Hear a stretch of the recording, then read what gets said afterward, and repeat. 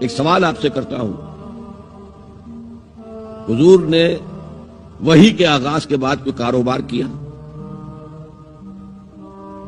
G,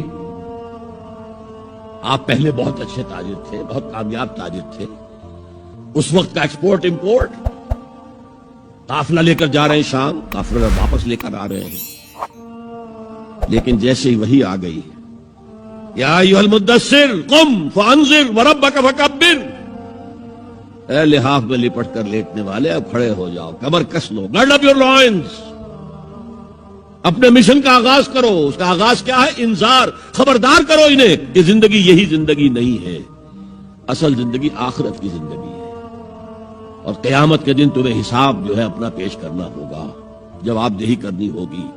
You will have to face the grand accountability of the day of judgment۔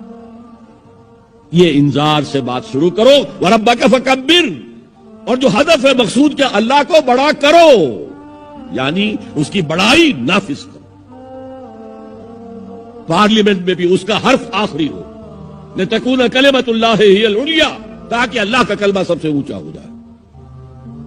یہ نہیں کہ صاحب ہمارے تو 60% لوگوں نے یہ رائے دے دی، بس اب ہم نہیں جانتے کہ قرآن میں کیا ہے یا کسی اور آسمانی ہدایت میں کیا ہے، تورات میں کیا ہے، انجیل میں کیا، ہم نہیں جانتے۔ اگر ہم اس کے خلاف جد و جہد نہیں کرتے تو اتباع میں کوئی حصہ نہیں۔